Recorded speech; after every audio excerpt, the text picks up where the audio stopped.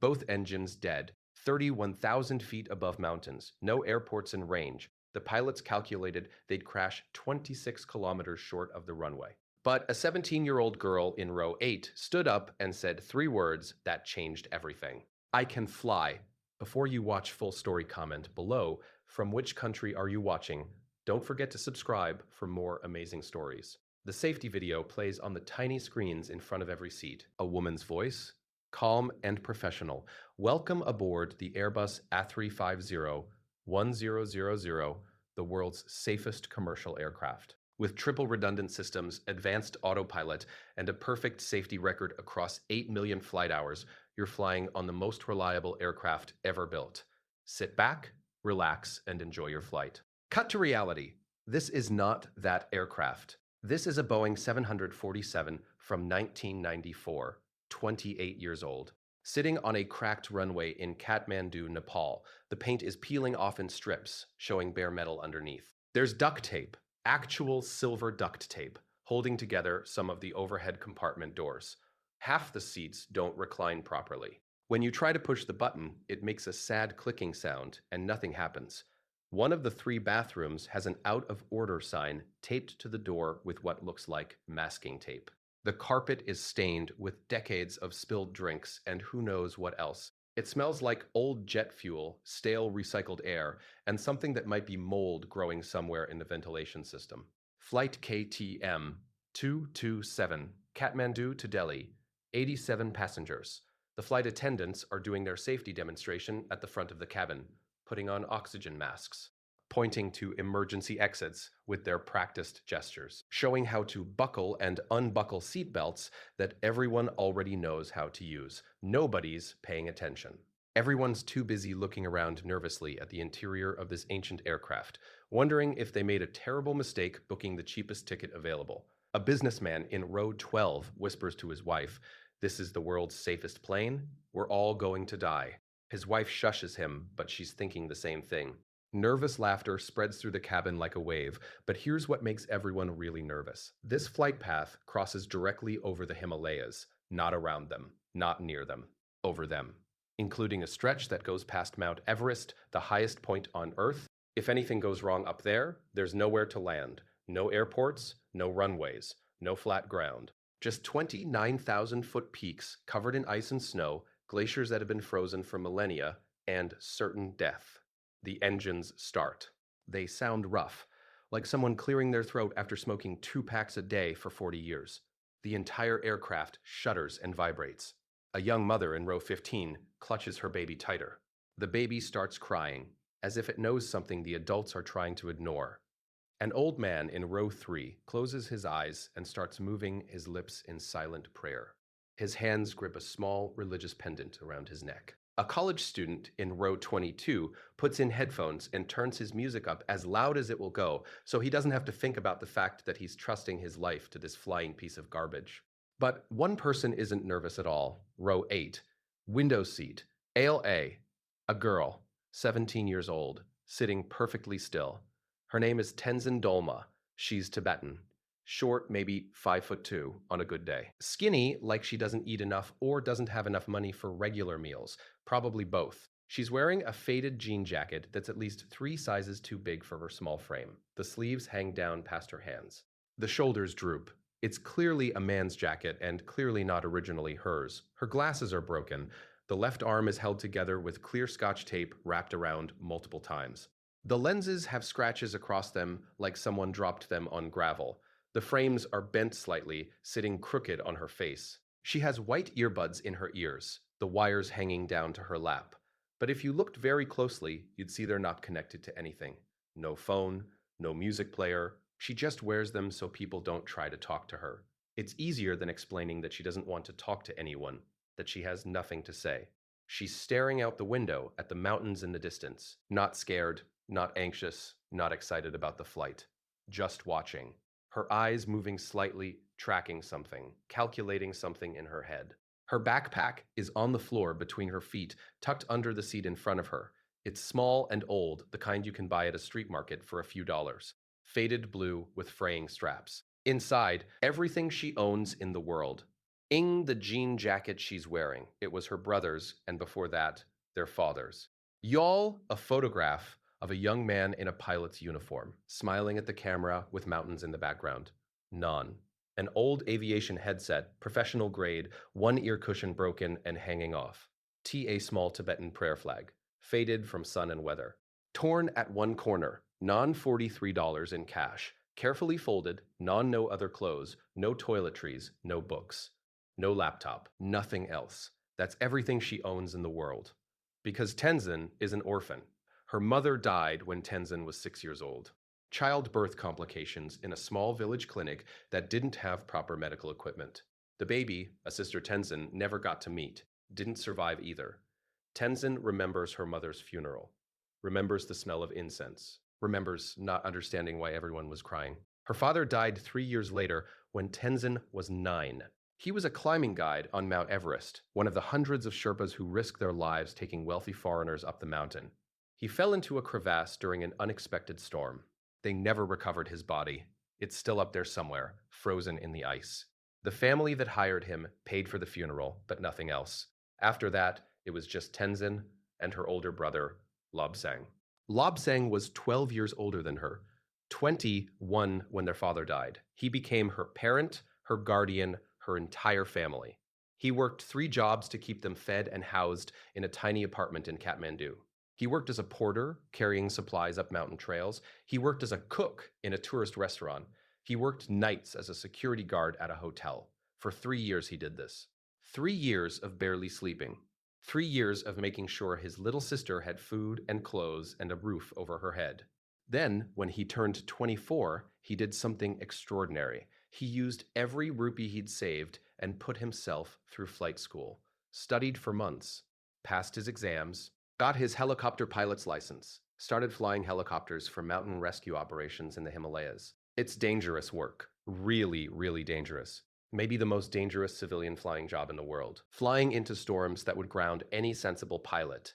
Landing on tiny patches of ice and snow at 20,000 feet where the air is so thin the helicopter can barely generate lift. Hovering next to sheer cliff faces while rescuers rappel down to pull stranded climbers to safety. One mistake and you're dead. One gust of wind and you're dead. One engine hiccup and you're dead. But Lobsang was good at it. Really good. He had a natural talent, an instinct for reading the mountains and the weather. In 6 years of flying rescue operations, he saved 43 people. 43 climbers who would have died on those mountains if Lobsang hadn't risked his life to pull them out. And he taught Tenzin everything. When she turned 11, Lobsang started taking her with him, not on actual rescue missions, that would have been illegal and dangerous, but to remote helipads where he practiced flying, high mountain valleys where nobody would see them. Places where the only witnesses were yaks and eagles. Tenzin, he'd say, looking serious, if something happens to me up here, I need you to know how to save yourself. I need you to know how to fly. At first, Tenzin thought he was joking. She was 11 years old, a tiny girl. How could she possibly fly a helicopter? But Lobsang wasn't joking. He taught her everything. How helicopters work, the physics of rotor blades creating lift, how to read the instruments on the dashboard, altimeter, airspeed indicator, fuel gauge, engine temperature, how to control altitude by adjusting the collective lever, how to control direction with the cyclic stick and the pedals, how to land in strong winds that tried to flip the helicopter over, how to handle engine failures and emergency procedures. And then, when she was 12, he let her actually fly. Not legally, she was a child, no license, no training, no official record. But Lobsang didn't care about official. He cared about his sister surviving if something happened to him in these deadly mountains. Between ages 12 and 16, Tenzin logged over 400 hours in the pilot's seat, all in helicopters, all in the mountains, all completely illegal and unrecorded. She learned to read weather patterns by watching how clouds formed over the peaks. She learned to navigate by terrain features when GPS signals cut out in deep valleys. She learned to feel when an engine was about to fail by listening to the subtle changes in sound it made, the slight vibration that meant something was wrong. She became good. Really good. Lobsang used to joke, "You're better than half the pilots I know, and you're not even legal to drive a car yet." Tenzin would smile and say, "Only half? I must be slipping." They were close. Closer than most siblings, they only had each other. No parents, no extended family that cared. Just the two of them against the world. Then, 6 months ago, on a cold morning in late August, Lobsang died. His helicopter went down in a storm near the summit of Mount Everest. He was attempting to rescue three climbers who'd gotten trapped at 26,000 feet. The winds were too strong that day. Every other pilot had refused the mission. Too dangerous, impossible conditions. But Lobsang went anyway, because three people were dying up there, and someone had to try.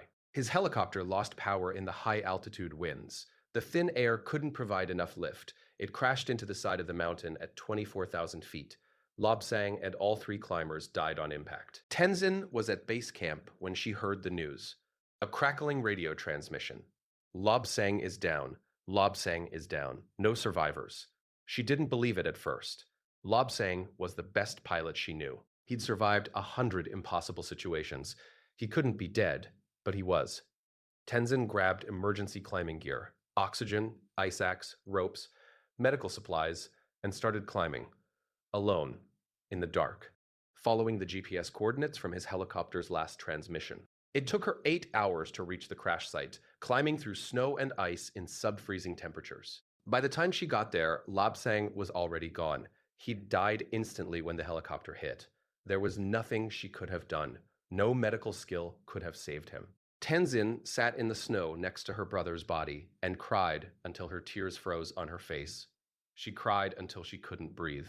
She cried until she had no tears left. Then, because there was nothing else to do, she took his flight jacket off his body, took his headset, took his prayer flag that he always kept in the cockpit, and she hiked back down the mountain, alone, carrying the only pieces of her brother she could save. That was 6 months ago. Since then, Tenzin has been numb. She goes through the motions of living, but doesn't really feel anything. She stays with different families in Kathmandu, people who knew Lobsang, who feel sorry for her, who let her sleep on their couches and eat their food. But she knows she can't stay forever. She's just a burden to them. So now she's on this flight to Delhi, being sent to live with a distant aunt she's never met, her mother's cousin or something. A stranger who agreed to take her in out of obligation, not love. Tenzin doesn't want to go. She doesn't want to live with a stranger. She doesn't want to start over in a new city where she knows no one. She just wants her brother back. She wants to hear his laugh again. She wants him to teach her something new about flying. She wants their old life back, but that's impossible. So she sits in row 8, wearing his jacket, staring out the window at the mountains where he died. The plane starts moving, rolling down the runway, the ancient engines roaring, picking up speed. Tenzin watches the mountains pass by outside her window. Lobsang died in those mountains, she thinks. Maybe that's where I'll die too. The plane lifts off. The wheels leave the ground. They're flying. The flight climbs through the sky. 5,000 feet, 10,000, 15,000, 20,000, 25,000. The Himalayas spread out below like a frozen ocean, white peaks everywhere, stretching to every horizon. Sunlight glinting off glaciers, clouds drifting through valleys like slow-moving rivers. It would be beautiful if Tenzin cared about beauty anymore. She just stares out the window with blank eyes. Most passengers have relaxed now. The takeoff is over. The plane is stable, cruising altitude reached, the seatbelt sign has turned off. People are moving around the cabin, reading books, watching movies on their phones, sleeping with travel pillows around their necks. A flight attendant comes down the aisle pushing a cart, offering drinks and snacks to passengers. "Would you like anything, miss?" she asks Tenzin with a practiced smile. "No, thank you. We have juice, soda, water, I'm sure." "Thank you." The flight attendant moves on to the next row, slightly offended by being dismissed so quickly. Tenzin goes back to watching the window. They're at 31,000 feet now. The plane has leveled off. The engines have settled into a steady hum, that constant background noise that you stop noticing after a few minutes. Outside the window, one of the engines is visible. The right engine, a massive turbofan spinning constantly, creating the thrust that keeps this heavy aircraft in the air. Tenzin watches it without really thinking about it. And then she sees something. Black smoke, just a thin trail, barely visible, coming from somewhere inside the engine housing. It's so faint that most people wouldn't notice it at all, just a wisp of darkness against the bright sky. But Tenzin isn't most people. She spent 400 hours in helicopters with her brother. She learned to watch engines constantly, looking for signs of problems. Because in a helicopter, especially at high altitude, engine failure means death. You have maybe seconds to react. She's seen smoke like this before. Right before an engine seized up completely and had to be shut down. This is bad. She presses the call button above her seat. A small ding sound. 30 seconds later, a flight attendant comes over. Young woman, maybe 25. Name tag says Priya. New to the job, probably. She has that eager to please look that experienced flight attendants lose after a few years. Yes, ma'am. Priya smiles brightly. How can I help you? Tenzin points out the window. There's smoke coming from the engine. Priya leans over Tenzin to look out the window. Squints. Looks for several seconds. I don't see any smoke, ma'am. It was there just a moment ago. A thin black trail. You should inform the pilots. Priya's smile becomes a little condescending, the kind of smile adults give children who are saying silly things. The cockpit monitors all the aircraft systems constantly. If there was a problem with the engine, they would know about it immediately. The alarms would go off. Don't worry, everything is fine. But I saw Miss. I promise you, everything is perfectly safe. This aircraft is inspected regularly. Just relax and enjoy your flight, okay? Priya pats Tenzin's shoulder in a patronizing way and walks away to help another passenger who's asking for a blanket. Tenzin sits back in her seat. She knows she's being dismissed. Because she's young, because she's a teenager, because she looks poor in her broken glasses and oversized secondhand jacket. Adults never take her seriously. Story of her life. She goes back to looking out the window, watching the engine very carefully now. 1 minute passes. The engine looks normal, spinning smoothly. 2 minutes, still normal. 3 minutes. Maybe she imagined it. Maybe it was just a trick of the light. Maybe Priya was right, and everything is. The engine explodes. Not a huge Hollywood fireball, but a real explosion. A visible flash of orange light inside the engine housing, pieces of metal turbine blades flying off into the air, black smoke pouring out in thick clouds. The entire aircraft shudders violently, jerking to the right. Alarms start blaring throughout the cabin. Loud, urgent beeping sounds. Oxygen masks drop from the ceiling panels, dangling on their rubber tubes in front of every passenger's face. People scream. The plane tilts hard to the right. Passengers who aren't wearing seatbelts slide sideways in their seats. A man in the aisle stumbles and falls. Luggage tumbles from overhead bins that didn't close properly. A woman's purse flies down the aisle, spilling lipstick and coins everywhere. Tenzin grabs her armrests tightly. Stays calm. She's been in emergency situations before. Lobsang taught her, panic kills you faster than the actual emergency. When something goes wrong, you stay calm, you assess the situation, you make decisions based on logic, not fear. The pilot's voice comes over the intercom. He's trying to sound calm and professional, but you can hear the tightness in his voice, the stress underneath. Ladies and gentlemen, this is Captain Mehta. We've experienced an engine failure on the right side of the aircraft. I want to assure you that this aircraft is fully capable of flying safely on one engine. This is a situation we train for regularly. We are diverting to the nearest suitable airport as a precautionary measure. Please remain calm and keep your seatbelts securely fastened. Flight attendants, prepare the cabin. The cabin erupts in panicked voices talking over each other. What does he mean, engine failure? Are we going to crash? Oh my God. Oh my God. We're going to die. I can't breathe. I can't breathe. Someone help me, please. Flight attendants move quickly through the aisles, trying to calm people down, speaking in soothing voices, helping people put on their oxygen masks properly, checking seatbelts. But Tenzin isn't listening to any of them. She's looking out the window, at the left engine, the one that's still working, the one that's currently keeping this aircraft in the air. And she sees exactly the same thing she saw on the right engine 3 minutes before it exploded, a thin trail of black smoke, coming from inside the housing. Both engines are failing, not just one. Both. Her heart rate picks up, not from fear, from focus. From the same sharp attention she learned flying with Lobsang when a situation went from normal to life-threatening in seconds. She unbuckles her seatbelt, stands up. Priya rushes over immediately, looking stressed and scared now instead of calm and professional.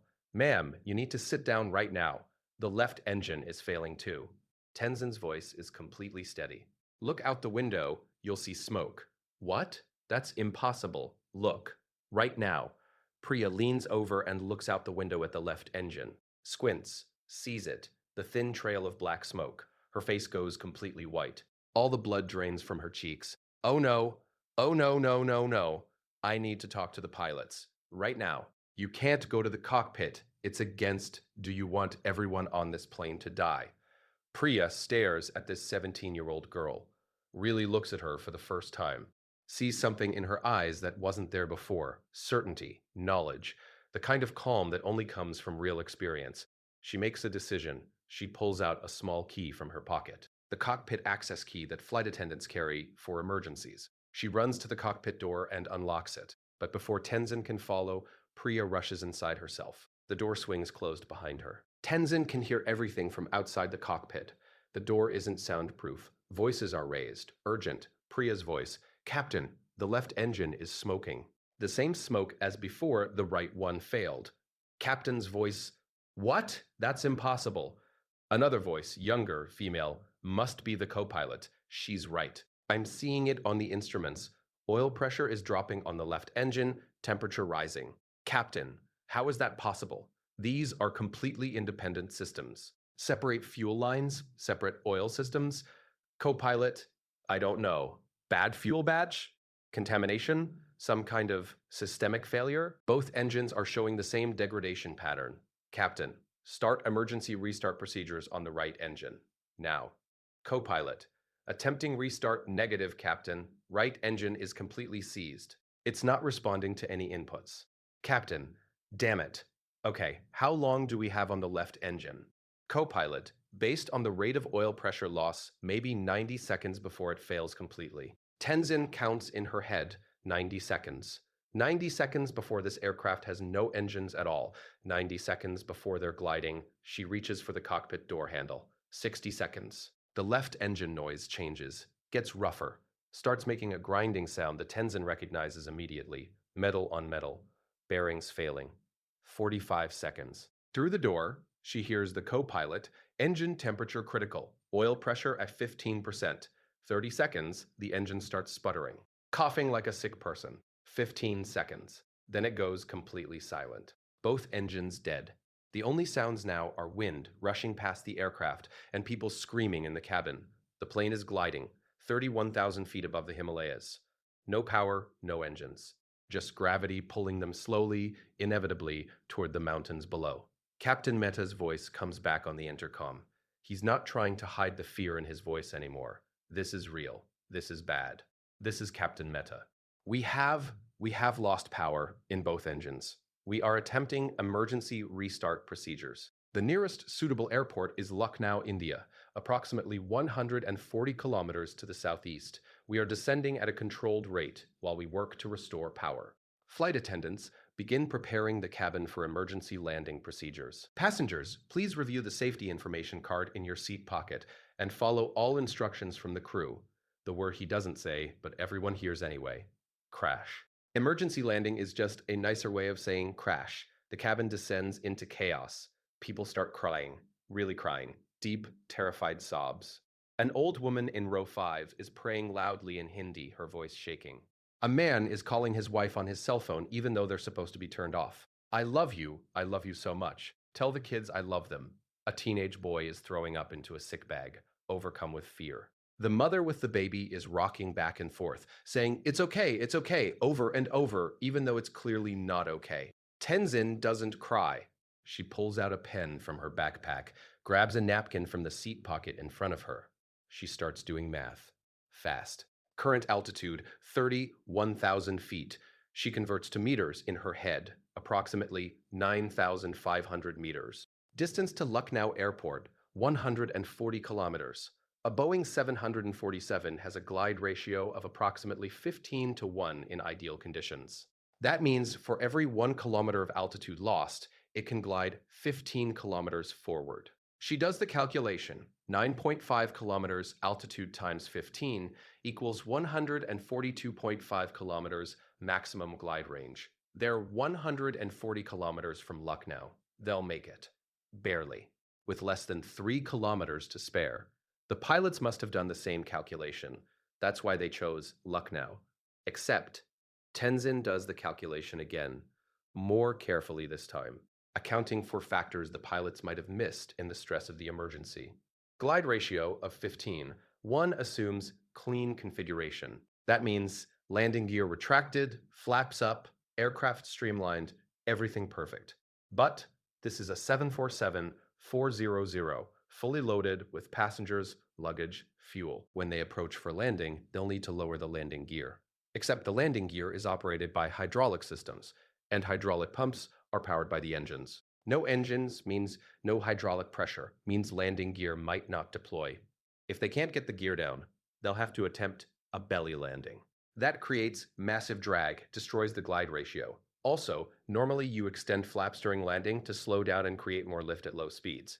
Flaps are also hydraulic. Without engines, probably no flaps. And the aircraft is heavy, full fuel load for the flight. 87 passengers plus luggage. Taking all of this into account, full weight, no flaps, possible no landing gear, non-ideal conditions, the actual glide ratio will be much worse. Probably closer to 12:1, maybe even 11:1.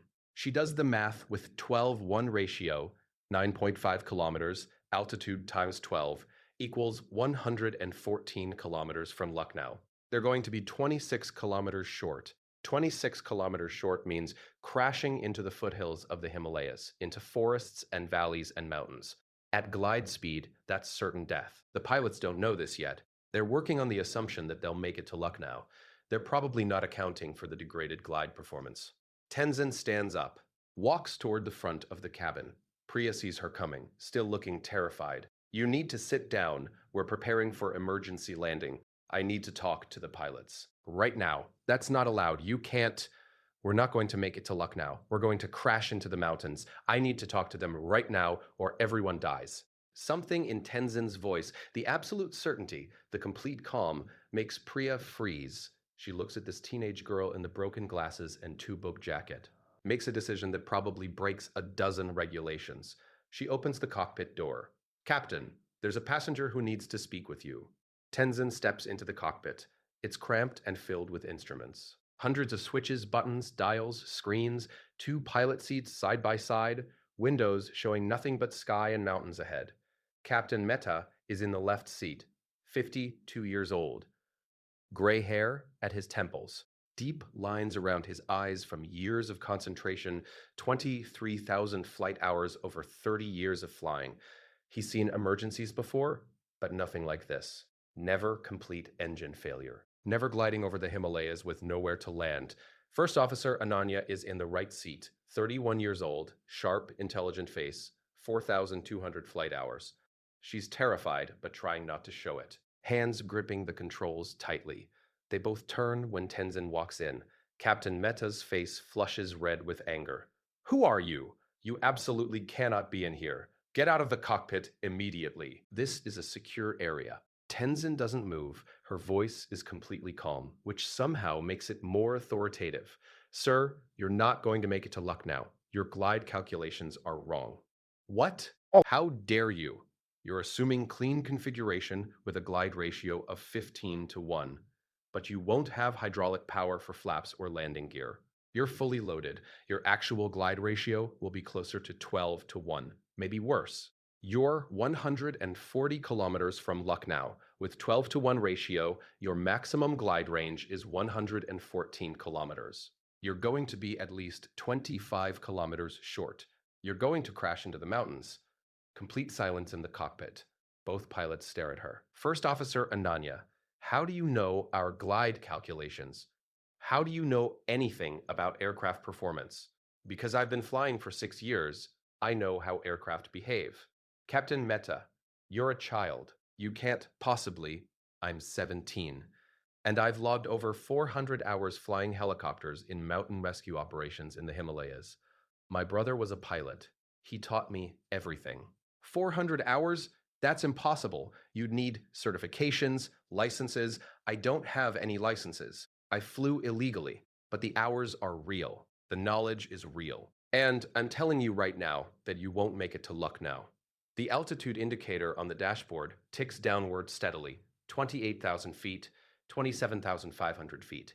27,000 feet, they're dropping about 200 feet per minute. silent, powerless, gliding. Captain Meta's jaw clenches. Even if you're right, which I'm not conceding, we don't have another option. Lucknow is the only airport within range. No, it's not. There's Paro Airport in Bhutan. Both pilots' eyes widen simultaneously. First Officer Ananya, Paro? That's one of the most dangerous airports in the entire world. Only 8 pilots globally are certified to land there. The approach requires flying through a narrow valley, visual maneuvering around mountains. There's no instrument landing system. The runway is short. I know all of that, but it's 90 kilometers to the northeast. You can reach it with your current glide range. Captain Mehta shakes his head firmly. Absolutely not. I'm not certified for Paro. I've never even seen it in person. I wouldn't know the approach pattern. It's too dangerous. I know the approach. I've been there dozens of times. In a helicopter, maybe. This is a 747. Completely different. The principles are the same. I know the valley. I know the landmarks. I know the turn points. I can guide you through it. You're asking me to trust a 17-year-old girl with zero formal training to navigate one of the most dangerous airport approaches in the world in a disabled aircraft. With 87 lives at stake? Tenzin meets his eyes, doesn't blink. I'm asking you to choose between certain death flying to an airport you can't reach or possible survival flying to an airport I can help you reach. Your choice, Captain. The cockpit is silent except for the wind noise outside and the beeping of various alarms that no one is paying attention to anymore. Captain Mehta looks at First Officer Ananya. She looks back at him. Her expression says, "We're going to die anyway if we try for Lucknow." They both know the truth now that they think about it more carefully. With no hydraulics, degraded glide performance, heavy weight, Lucknow is too far. Captain Mehta turns back to Tenzin, studies her face, sees something there that makes him pause. Not arrogance, not recklessness, just calm, absolute certainty. The kind of certainty that comes from real experience, not theory. He makes a decision that could save or kill everyone on this aircraft. What's the heading to Paro? Tenzin allows herself a tiny breath of relief. Turn to heading 065 degrees. Start descending to 24,000 feet. Captain Mehta adjusts the controls. The aircraft banks gently to the left, turning northeast. They're committed now. Paro or death. No other options. Tenzin stands between the 2 pilot seats, her hands resting on the back of each chair for balance. No charts in front of her, no GPS approach plates for Paro, no computer calculating the route. Just her memory. The memory of flying this approach dozens of times with Lobsang. Sitting in the co-pilot seat of his helicopter, watching him navigate the narrow valley, memorizing every landmark, every turn, every visual reference point. Captain, do you have Paro programmed into your GPS? First Officer Ananya taps on her screen. Yes, I'm showing Paro Airport, bearing 063 degrees, range 92 kilometers. The GPS will get us close, but it can't fly the approach. There's no instrument approach for Paro. It's entirely visual. You have to see the valley and navigate by landmarks. Captain Mehta, then start describing what we're looking for. Tenzin closes her eyes, visualizes the route, sees it in her mind exactly as it looked from the helicopter. At about 70 kilometers out, you'll see a river valley on the right side. That's the Paro Chu River.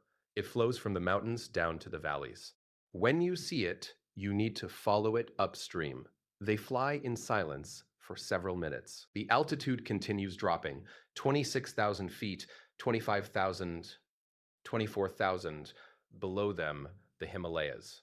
Mountains that have killed thousands of climbers over the years. Mountains that took Tenzin's father, mountains that took Lobsang. Now these same mountains might take her too. First Officer Ananya, I'm seeing something on the right side, a valley with water at the bottom. That must be the river. Tenzin opens her eyes, looks out the windscreen. Yes, there it is. The Paro Chu. Looking exactly like she remembers. That's it. Turn to follow it. The valley curves, so you'll need to adjust your heading as we go. Captain Mehta banks the aircraft slightly right, aligning with the valley. The mountains rise up on either side, getting closer, way closer than any commercial pilot would ever normally fly. First Officer Ananya, Captain, those mountains are really close. We're at 23,000 feet, and they're at least 18,000. I know.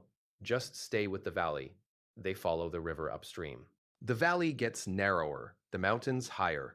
Passengers in the cabin who are looking out the windows can see individual trees on the mountainsides, now can see waterfalls cascading down cliff faces. Can see prayer flags strung between rocks. Someone screams, "We're too close to the mountains." Tenzin ignores the panic behind her. Focuses on the approach. Captain, in about 2 minutes, you're going to see a monastery on the left cliff face. It has red roofs, very distinctive, you can't miss it. That's Taktsang Monastery. Locals call it the Tiger's Nest. It's built right into the cliff. First Officer Ananya is gripping her control yoke so tightly her knuckles are white. How do you remember all of this? Tenzin's voice is quiet. My brother made me memorize it. Every detail, every landmark. He said if anything ever happened to him in these mountains, I'd need to know how to navigate out. He made me recite the whole approach from memory before he'd let me fly. Captain Meta's voice softened slightly. Your brother sounds like he was a good pilot. He was the best pilot I ever knew. Was. Past tense. Because he's dead. Silence for a moment. Then First Officer Ananya, I see it. The monastery. Red roofs on the left side. Tenzin looks. Yes, Taktsang, looking exactly like it always did. Ancient. Impossible. Clinging to a sheer cliff face 1,000 feet above the valley floor. Okay, this is the difficult part. The valley is about to make a sharp turn. You'll need to make a steep descending left turn. The runway is directly ahead after the turn, but you won't see it until the very last second because the mountain blocks your view. Captain Meta, how steep is steep? 35-degree bank angle. Maybe 40. You'll be at about 500 feet above ground level when you make the turn. That's extremely steep for an aircraft this size. That's Paro. That's why only a handful of pilots in the world are certified for it. First Officer Ananya, I can't believe we're doing this. Believe it, because in about 45 seconds, you need to commit to the turn. Tenzin watches the landmarks approaching.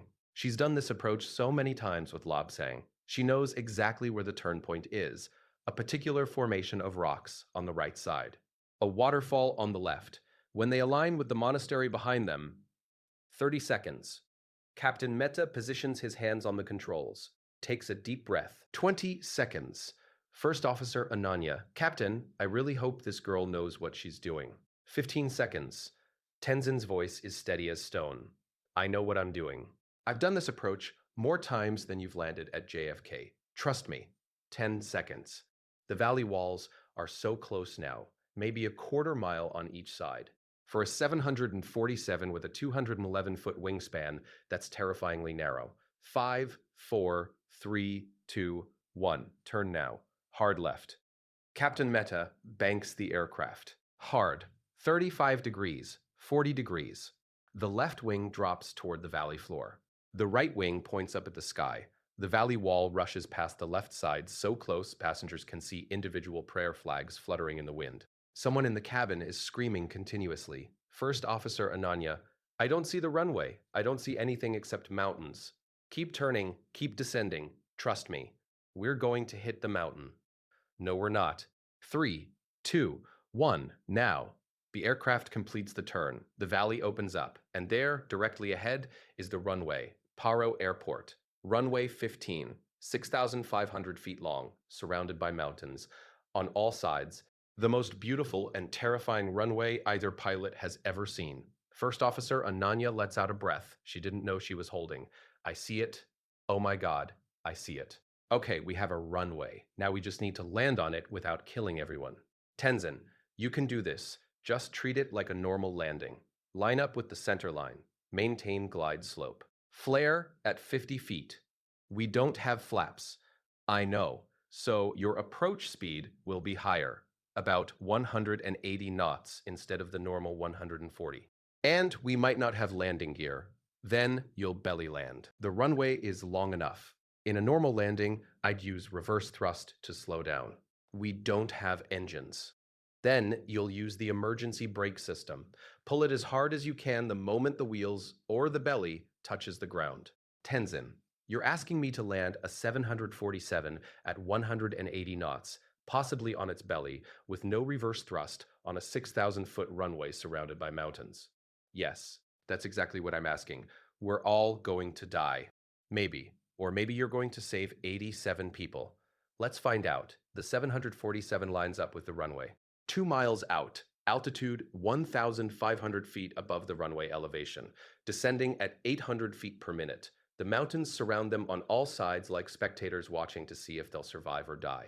Captain Meta, Ananya, try the landing gear one more time. She reaches for the gear lever, pulls it down. They wait. Normally, there would be a thunk as the gear locks into place. A green light indicating gear down and locked. Nothing happens. Negative on landing gear, Captain, no hydraulic pressure. It's not responding. Okay, so we're belly landing.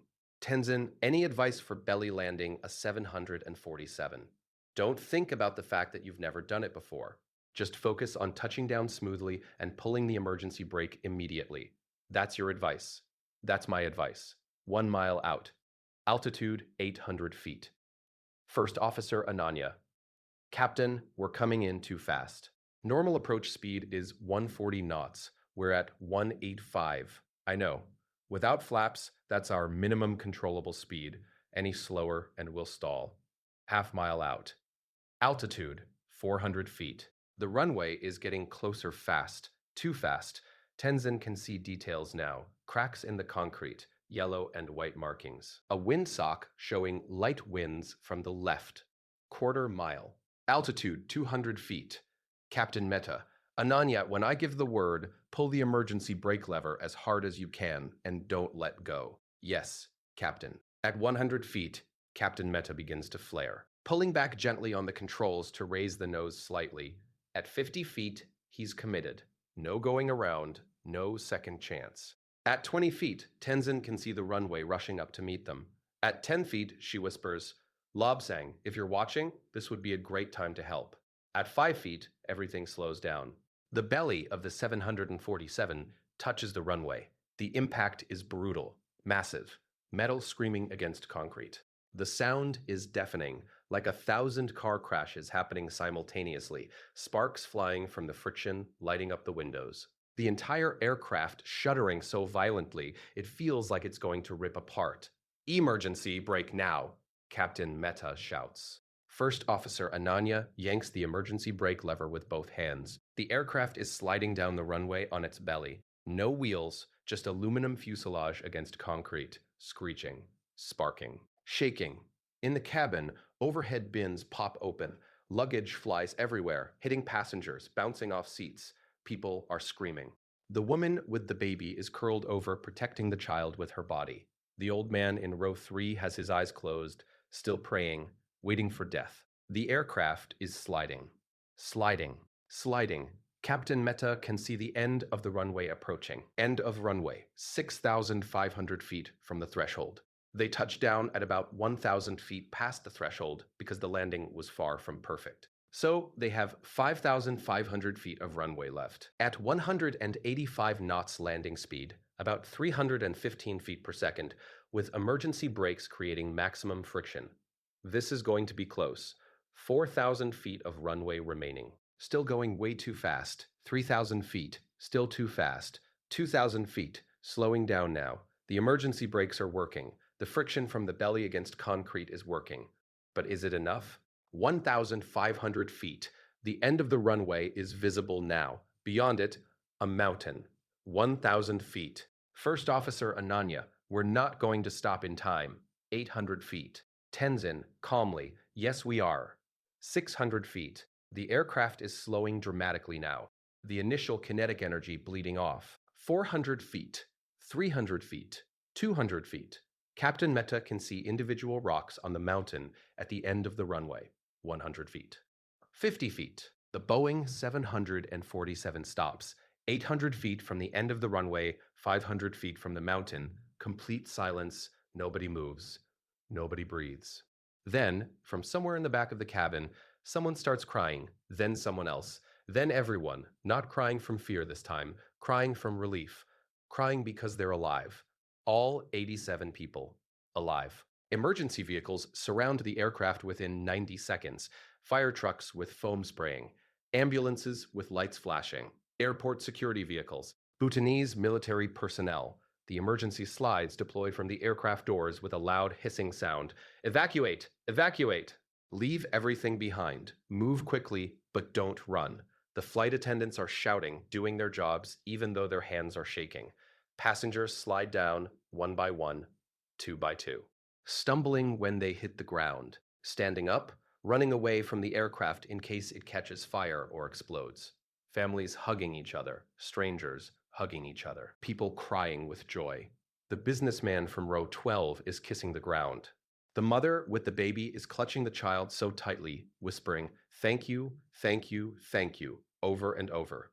The college kid from row 22 is just standing there in shock, unable to process what just happened. Tenzin is the last person to leave the aircraft. She walks slowly down the slide, her brother's jacket still wrapped around her, broken glasses still on her face, backpack on her shoulder. At the bottom of the slide, Captain Meta is waiting for her. He's standing at attention, formal, serious. When Tenzin reaches the ground and stands up, Captain Meta salutes her. A full military salute, hand to forehead. Formal, respectful. You saved 87 lives today. Tenzin doesn't know what to say. She just stands there, staring past him at the mountains in the distance. First Officer Ananya comes over. Her eyes are red from crying. "I've been flying for 9 years. I thought I was going to die today. We all did. And you just..." She can't finish the sentence, just hugs Tenzin instead. "Captain Meta, what's your name?"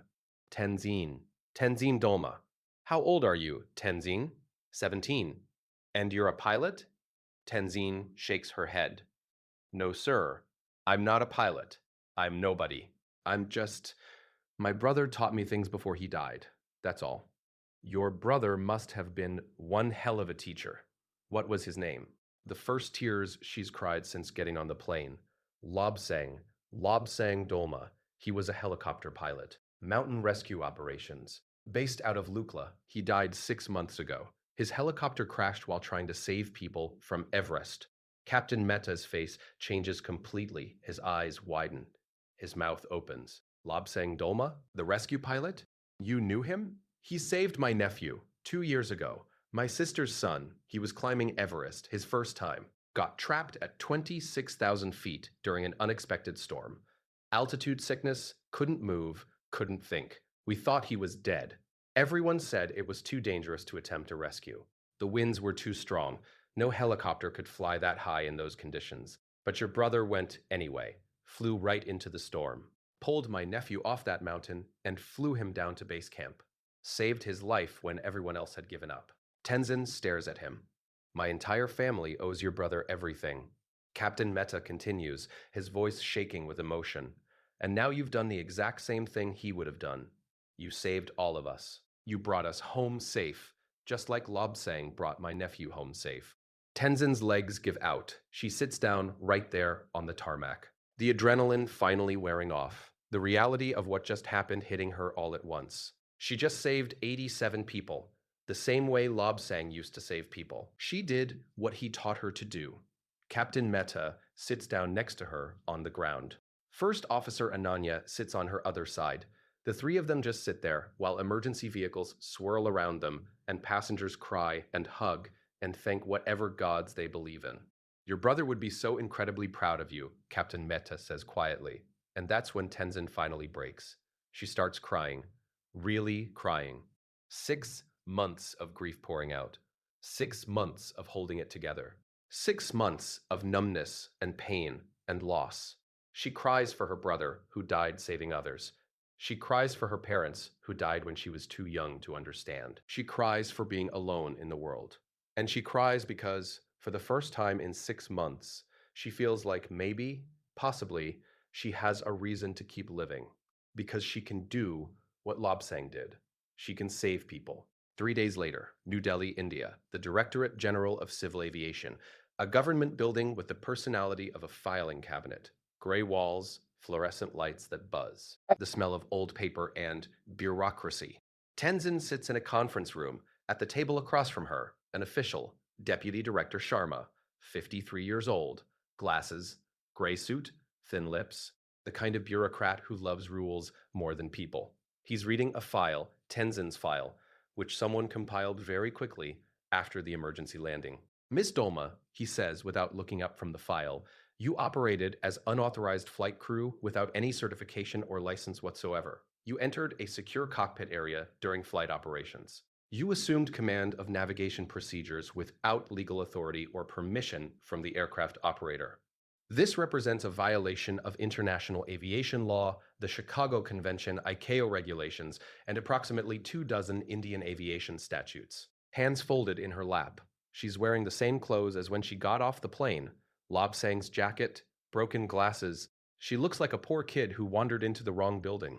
The penalties for violations of this magnitude include substantial fines, possible criminal charges, and permanent prohibition from any involvement in commercial aviation.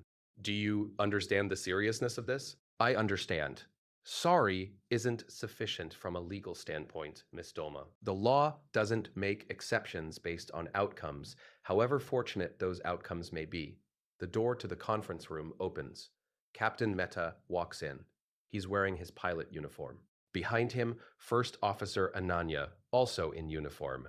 Deputy Director Sharma looks annoyed. Captain Mehta, this is a closed regulatory hearing. With respect, Deputy Director, this girl saved 87 lives, including mine. That doesn't change the fact that she violated. She did what I couldn't do. She navigated us through the most dangerous airport approach in the world, from memory, while staying completely calm under circumstances that would have broken most experienced pilots. She demonstrated airmanship that pilots with 10 times her hours couldn't match. Captain, I sympathize with your gratitude, but the door opens again. A woman walks in. 50s, short gray hair, ramrod straight posture, military uniform, Indian Air Force. 3 stars on her shoulder boards. Everyone in the room immediately stands. Group Captain Anjali Rao, Air Force Strategic Command. Her voice is crisp, authoritative. I've been assigned to review this case from a military perspective. She walks over to Tenzin, looks down at her. Miss Dolma, stand up, please. Tenzin stands. I've reviewed your file. You logged 400 hours of unauthorized flight time in high-altitude rescue helicopters. Is that correct? Yes, ma'am. You have no formal training, no licenses, no certifications of any kind. No, ma'am. But you successfully navigated a disabled commercial aircraft through one of the most challenging approaches in global aviation. Demonstrated situational awareness and technical knowledge that most pilots with thousands of hours don't possess. Made decisions under extreme pressure that saved 87 lives.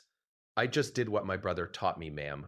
Your brother, Lobsang Dolma, helicopter pilot, saved 43 people in 6 years of rescue operations before he died in the line of duty. Yes, ma'am. Group Captain Rao nods slowly. Miss Dolma, the Indian Air Force operates a special program called the Special Entry Pilot Course. It's designed for exceptional individuals with non-traditional backgrounds who demonstrate unusual aptitude for aviation. Candidates who might not fit conventional recruitment criteria but possess raw talent that can't be taught. We're prepared to offer you a full sponsorship, flight school, formal training, proper certification, officer commission in the Indian Air Force upon successful completion. The room goes silent. Tenzin stares at her. What? We want to train you as a military pilot, if you're willing. But I'm not. I'm Tibetan, not Indian. I'm not a citizen. Your brother saved Indian lives for 6 years. You've now done the same. As far as the Indian Air Force is concerned, you've earned the right to wear our uniform. We can expedite citizenship as part of the officer program. I don't understand. I broke the law. I flew illegally. You saved 87 people, Group Captain Rao says firmly. That's worth more than any piece of paper. I'm offering you a future, Miss Dolma. I'm offering you the chance to become what your brother was, a professional pilot, someone who saves lives. Is that something you want? 3 days ago, she was on a plane to Delhi to live with a stranger. No future, no purpose, just surviving. Now, an Indian Air Force officer is offering her a future. A chance to fly legally. A chance to do what Lobsang did. Tenzin's voice cracks, I don't know what to say. Say yes, unless you have other plans. Living with an aunt she's never met in Delhi, working whatever job she could find. No education past high school, no prospects, no hope. Yes, she whispers. Then stronger, yes, I'll do it. Actually smiles. Good. Report to Dehradun Air Force Station in 2 weeks. We'll start your training there. Welcome to the Indian Air Force, Cadet Dolma. She hands Tenzin a folder containing papers. Captain Mehta walks over and shakes Tenzin's hand. You're going to be a great pilot. Your brother taught you well. Tenzin looks down at the folder in her hands. Her hands are shaking. For the first time in 6 months, it's not from grief, it's from hope. 6 months later, Dehradun Air Force Station. A small military airfield in northern India, surrounded by forested hills that rise up toward the Himalayas in the distance. Early morning, the sky is clear and bright, temperature cool, perfect flying weather. Tenzin stands on the tarmac in her flight cadet uniform, dark blue with crisp creases ironed to perfection, brass buttons polished until they shine, black boots laced tight. Her long black hair pulled back in a regulation bun. She's not wearing broken glasses anymore. The Air Force got her new ones with prescription lenses that actually fit properly. She's gained weight. Not much, but enough that she doesn't look malnourished anymore. The Air Force food is better than anything she ate living on the streets of Kathmandu. In front of her, a helicopter. Hail Dhruv Advanced Light Helicopter. The exact same model Lobsang flew for rescue operations. The same model he died in. Seeing it brings everything back. All the memories, all the hours flying with Lobsang.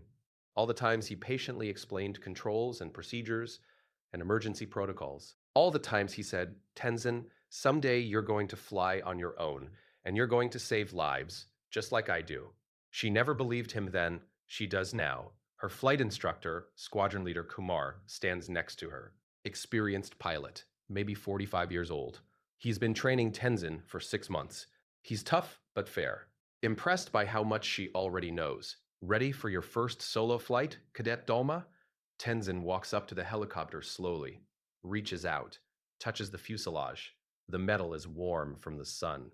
It feels alive under her fingers. She remembers her brother's hands on these same controls, teaching her, showing her, trusting her with his life. She remembers his voice. Tenzin, if something happens to me up here, I need you to know how to save yourself. He taught her to save herself. And in doing so, he taught her to save others. She climbs into the pilot's seat, the same seat Lobsang used to sit in.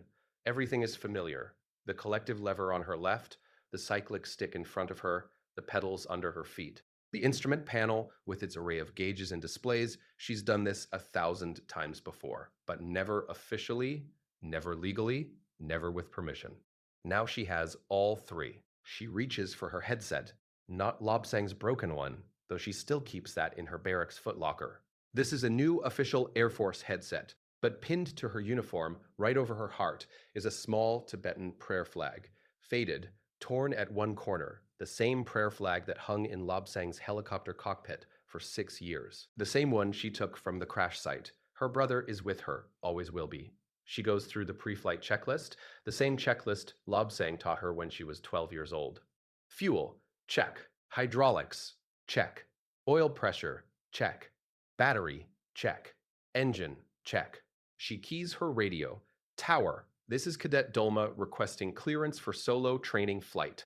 The tower controller responds, Cadet Dolma, you are cleared for takeoff. Winds, light, and variable. Visibility unlimited. Good luck on your first solo.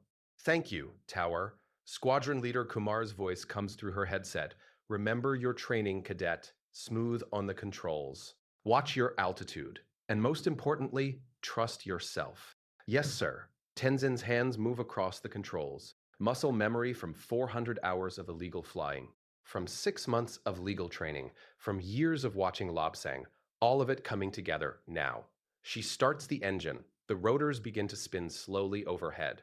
The sound is beautiful. The rhythmic whoop, whoop, whoop getting faster. Slowly at first, then faster, then a blur. She increases collective. The helicopter gets lighter on its skids. More collective. The skids lift off the ground. 1 foot, 2 feet, 5 feet, 10 feet. She's flying, rising above the airfield, above the hangars, above the control tower, above the barracks where she sleeps at night. She turns the helicopter north, toward the mountains, toward the Himalayas. The mountains that killed her father. The mountains that killed her mother, indirectly dying in childbirth in a village at their base. The mountains that killed Lobsang. The mountains that almost killed her and 87 other people. But also the mountains that made her who she is. She climbs higher, 2,000 feet, 3,000, 4,000, 5,000. The mountains come into view, snow-covered peaks stretching to every horizon, the roof of the world. She keys her radio. This is Cadet Tenzin Dolma, climbing to 5,000 feet. Heading north toward the mountain range for practice navigation exercise. Squadron leader Kumar's voice, copy that, Cadet Dolma, looking very smooth. How are you feeling? Tenzin looks out at the mountains, at the place where her brother died doing what he loved. She thinks about everything that happened: her brother's death, the plane losing engines, landing at Paro, saving 87 people, getting this second chance at life. She thinks about Lobsang's last words to her the morning before his final flight. Tenzin, promise me something. If I don't come back, promise me you won't stop flying. Promise me you'll keep doing what I taught you. Promise me you'll save people. She made that promise. She's keeping it now. I'm feeling good, sir, she says into the radio. Her voice is strong, confident.